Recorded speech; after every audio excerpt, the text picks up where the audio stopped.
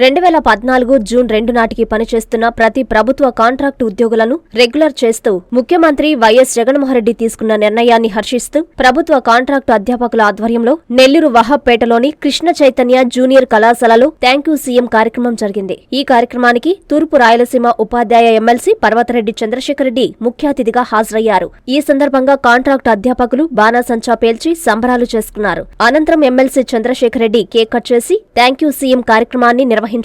చంద్రశేఖరరెడ్డికి పుష్పగుచ్చం అందజేసి శాలువాతో సత్కరించారు. ఎమ్మెల్సీ చంద్రశేఖరరెడ్డి మాట్లాడుతూ కాంట్రాక్టు ఉద్యోగులు ప్రతి ఒక్కరికి ఈ రోజు పండుగ రోజు అని పేర్కొన్నారు. రాష్ట్ర వ్యాప్తంగా సుమారు 10,000 మంది కాంట్రాక్టు ఉద్యోగుల్ని క్రమబద్దీకరిస్తూ సీఎం జగన్ తీసుకున్న నిర్ణయం చారిత్రాత్మక నిర్ణయమని తెలిపారు. విద్యా వ్యవస్థకు పెద్ద ఎత్తున ప్రాధాన్యతనిస్తూ అనేక కార్యక్రమాలు అమలు చేస్తున్న ముఖ్యమంత్రి ప్రభుత్వంలో తాను ఎమ్మెల్సీగా ఉండడం పూర్వజన్మ సుకృతంగా భావిస్తున్నానని పేర్కొన్నారు. ఈ కార్యక్రమంలో కాంట్రాక్టు అధ్యాపకుల అసోసియేషన్ జిల్లా అధ్యక్షులు సునీల్ శర్మ, తిరుపతి జిల్లా అధ్యక్షులు సాయి కిరణ్, రాష్ట్ర కార్యదర్శి రామాంజనేయులు, ఉపాధ్యాయులు కిరణ్ కుమార్, వంశీ గౌతమ్, కోశాధికారి సురేష్ కుమార్, కిషోర్, ప్రధాన కార్యదర్శి కోటేశ్వరరావు తదితరులు పాల్గొన్నారు.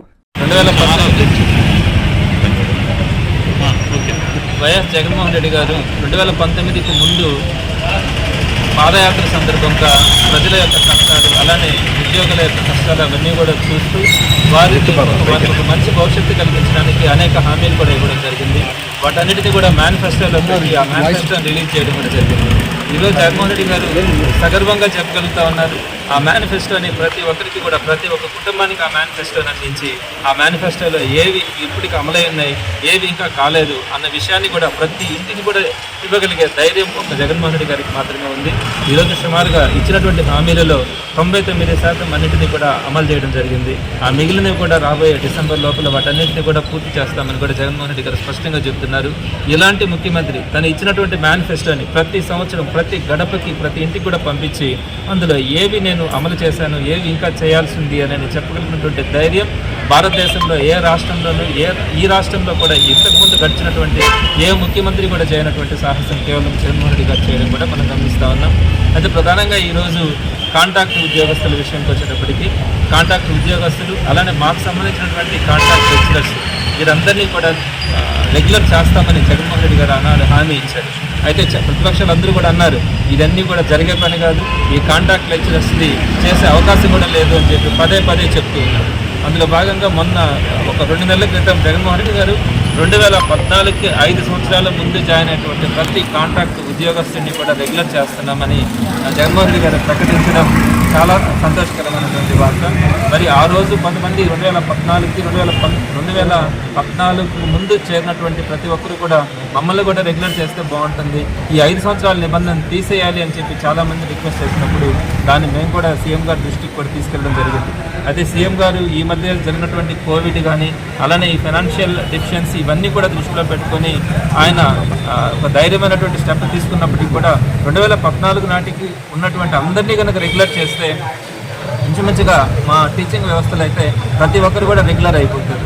మరి ఈ విషయం చెప్పినప్పుడు ఆయన ఈరోజు ఆ నిర్ణయం తీసుకోవడం 2014 నాటికి ఉన్నటువంటి ప్రతి ఒక్క కాంట్రాక్ట్ ఉద్యోగస్తులు, అధ్యాపకులు ప్రతి ఒక్కరిని కూడా ఆయన రెగ్యులర్ చేస్తూ ఈరోజు డెసిషన్ తీసుకోవడం జరిగింది. అయితే మా టీచర్స్కి వచ్చేటప్పటికి 2014కి ముందే అందరూ ఉన్నారు కాబట్టి ఇంచుమించుగా అందరూ కూడా ఏ ఒక్కరు కూడా మిగలకుండా ప్రతి ఒక్కరు కూడా రెగ్యులర్ అయ్యే అవకాశం ఏర్పడింది. ఈరోజు వారందరికీ కూడా ఒక గొప్ప జీవితాన్ని, ఒక మంచి జీవితాన్ని ప్రసాదించినటువంటి జగన్మోహన్ రెడ్డి గారిని జీవితంలో ఎప్పుడూ కూడా మర్చిపోలేనటువంటి రోజు ఇది. నేను ఇక్కడ ఒక్క విషయం చెప్తున్నాను, ఇలాంటి గట్స్ ఉండే సీఎం ఏదైనా ఇట్లాంటి పనులు చేయాలంటే జగన్మోహన్ రెడ్డి గారు మాత్రమే చేయగలరు అనిపించినలాగా 98 డిఎస్సి క్వాలిఫైడ్ అయ్యారు.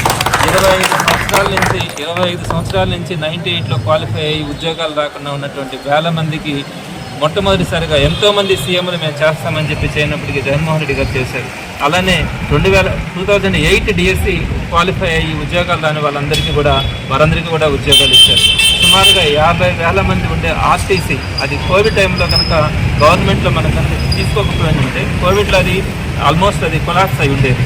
మరి అట్లా 50,000 మంది ఆర్టీసీ ఉద్యోగుల్ని ప్రభుత్వంలో విలీనం చేసుకోవడం కానీ, అలానే 10,000 మందికి పైగా ఉన్నటువంటి వైద్య విధాన పరిస్థితుల్లో ఉండే వాళ్ళందరినీ కూడా గవర్నమెంట్లోకి తీసుకోవడం కానీ, అలానే ఈరోజు కాంట్రాక్ట్ అధ్యాపకులందరినీ కూడా, కాంట్రాక్ట్ ఉద్యోగస్తులందరినీ కూడా రెగ్యులర్ చేయాలనే ఒక ఆలోచన దాంతో ఆయన అన్ని కూడా ఇంప్లిమెంట్ చేయడం, ఇలాంటి నిర్ణయాలని అమలు చేయాలా అంటే అది అందరికీ కూడా సాధ్యమయ్యే పని కాదు. జగన్మోహన్ రెడ్డి గారు ఎప్పుడో యుగానికి ఎవరో ఒకరు ఇట్లాంటి వాళ్ళు పుడతారు.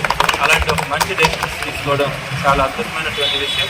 ప్రధానంగా మా ఎడ్యుకేషన్ సిస్టమ్కి వచ్చేటప్పటికి గడిచిన కొంతకాలంగా అది నాడు నేడు కావచ్చు, జగనన్న విద్యార్థి కానుక కావచ్చు, జగనన్న గోరుముద్ద కావచ్చు, ఫుల్ ఫీజ్ రీఎంబర్స్మెంట్ కావచ్చు, వసతి దీవెన కావచ్చు, విదేశీ విద్య కావచ్చు, ఈ మధ్య డిజిటల్ బోర్డ్స్ ఒక్కొక్క బోర్డు 2 లక్షల రూపాయల ఖర్చుతో ఏ ప్రైవేట్ ఇన్స్టిట్యూషన్ కళలో కూడా కొనలేదు. అట్లాంటివి గవర్నమెంట్ ఇన్స్టిట్యూషన్స్లో ప్రతి క్లాస్లో కూడా ఒక్కొక్క బోర్డు 2 లక్షల రూపాయలు ఖర్చు పెట్టి డిజిటల్ బోర్డ్స్ ఇచ్చి వారందరికీ కూడా డయాగ్రామ్స్ కానీ ఎక్కడ ఏ ఇష్యూ ఉన్నా కూడా వాటన్నిటిని కూడా బోర్డు డిజిటల్ బోర్డు ద్వారా చూపిస్తే అత్యాధునికటువంటి వ్యవస్థని మనం ఈరోజు గవర్నమెంట్లో తీసుకుంటాగలిగాం. అలానే టోఫెల్కి కూడా అంటే ఇతర దేశాల్లో పిల్లలు చదువుకోవాలంటే స్కూల్ స్థాయి నుంచే వాళ్ళకి ఆ రూపంగా వారందరికీ కూడా ట్రైనింగ్ వాళ్ళ నాలెడ్జ్ అంటే టోఫెల్ ట్రైనింగ్ ఇవ్వడం కానీ, అలానే వాళ్ళందరికీ కూడా ట్యాబ్లు ఇవ్వడం కానీ, ఇలాంటి సమూలంగా విద్య, వైద్యం ఈ రెండింటినీ కూడా గవర్నమెంట్ సిస్టమ్స్ బాగుండాలి, గవర్నమెంట్ సెక్టార్ బాగుండాలి. అప్పుడే ప్రతి పేదవాడు కూడా చక్కగా వాడు చదువుకొని మంచి భవిష్యత్తును పొందగలడు. అలానే ఆరోగ్యం బాగాలేనప్పుడు ఎక్కడైనా కూడా వాడు చూపించడానికి అవకాశం ఉంటుంది. కాబట్టి ఈ 2 విభాగాలకి వైద్యం, విద్య ఈ రెండింటికి కూడా జగన్మోహన్ రెడ్డి గారు ఇస్తున్నటువంటి ప్రాధాన్యత అందరికీ తెలిసిందే. మరి ఇలాంటి ముఖ్యమంత్రి చిరకాలం ఉండాలని అందరూ కోరుకుంటారు. నేను ఒక టీచర్ ఎమ్మెల్సీగా జగన్మోహన్ రెడ్డి గారి ప్రభుత్వంలో ఒక ఉపాధ్యాయ ఎమ్మెల్సీగా ఉండడం కూడా నేను సంతోషంగా భావిస్తున్నాను. మరిన్ని మంచి నిర్ణయాలు రాబోయే రోజుల్లో కూడా వస్తాయని నేను ఆశిస్తున్నాను.